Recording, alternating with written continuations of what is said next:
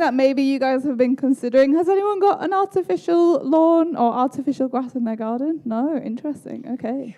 We're going to be finding out whether it's worth raving about or whether we should turf it out. And to help us decide is Caroline, Alice, and Zephyr. So please give them a warm welcome.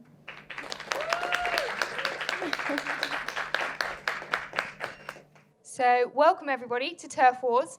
Today we're going to be dissecting the newfound revolution of artificial grass. In the past year, we have spent the majority of our time in our own homes, and if you're lucky enough, in your own garden. Lots of people have been doing up their gardens during lockdown, and Google searches for artificial grass have increased by 185% from March 2019 to March 2020. That's a pretty big jump.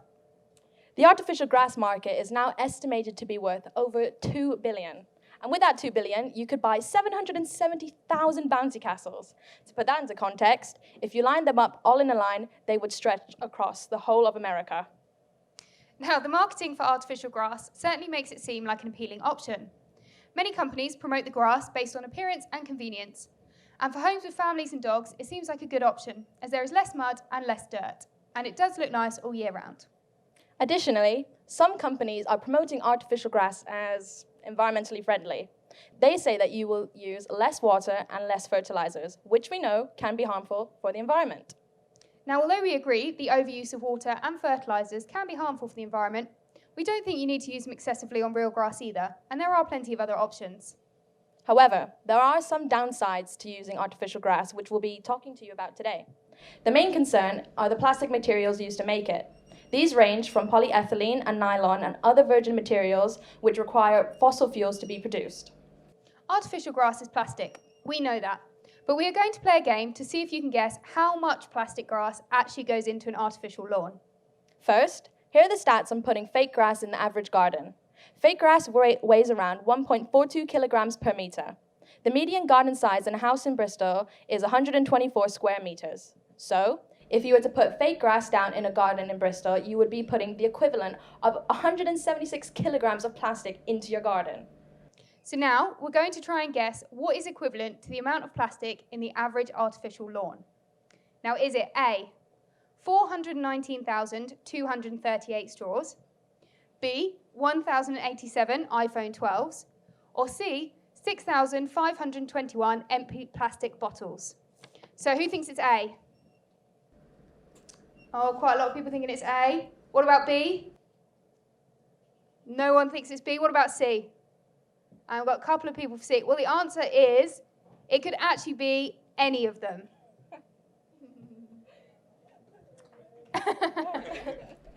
That amount of plastic is equivalent to using a plastic straw every day for 1,143 years, which would mean you would have been using a plastic straw since before England even existed and when much of Britain was ruled by the Vikings. And if we scale up this plastic use, it can get quite extreme. So, if we look at all the gardens combined together in Bristol, they cover 25 billion square meters. Which is the same as the weight of 6,046 elephants worth of plastic being laid down. And this is just one area in the country. Imagine the consequences of every homeowner in the UK putting down artificial grass. Additionally, there are also issues of recycling with artificial grass. Yes, microplastics is something that has been talked about a bit in the news over the past few years. Microplastics are created by the breakdown of plastics and can be found in water systems, animals, soils, and now even in your food. As you know already, artificial grass is made from a range of plastics that are designed to last, but eventually they will start to break down. And once they break down, they produce microplastics, and these can run off during periods of rainfall and end up in our rivers and oceans. A little bit like this demonstration, which I'm going to do here.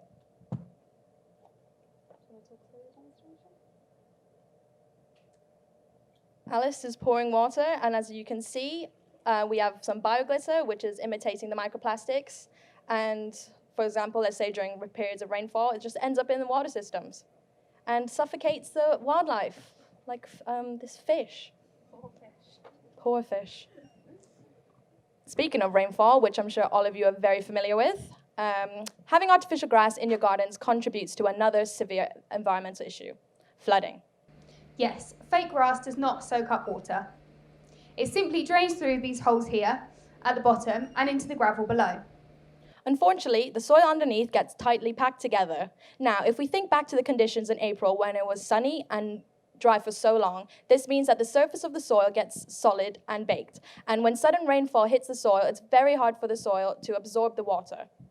Then the water has nowhere to go and runs off the grass, overloading the drains and sewers with too much water all at once, which causes flooding. Now, let's say there's been a lot of rain on newly laid artificial grass, and the soil hasn't been squashed down yet and is still allowing water through.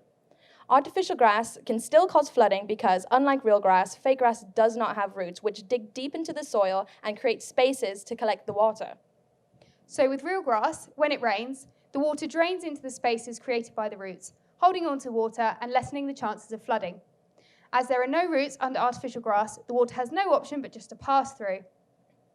Here, we have two containers. One is a mini version of a garden with real grass and wildflowers. For example, here we have a yarrow, a hemp agrimony, and a grape hyacinth. And in the second container, we have a mini version of a fake grass. So we will pour 1 liter of water in each and measure how much water is filtered through in 30 seconds. So I'll just put on the timer.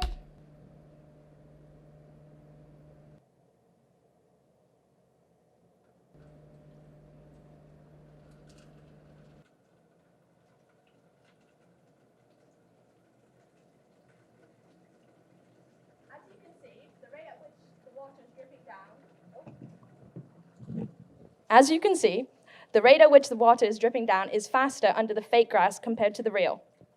So real gardens can act as barriers to floodwater as roots increase the water getting soaked up into the ground, slowing rainfall and helping to reduce flooding. Plants play a massive role in reducing the risk of flooding. Every garden helps soak up that rainwater and means it doesn't run off into the street drains, which can't deal with heavy rain. Still not convinced that real grass is better than fake? Well, if you're a lover of animals, then it's probably best that you know that this plastic alternative supports no life forms whatsoever. I mean, how can plastic support wildlife?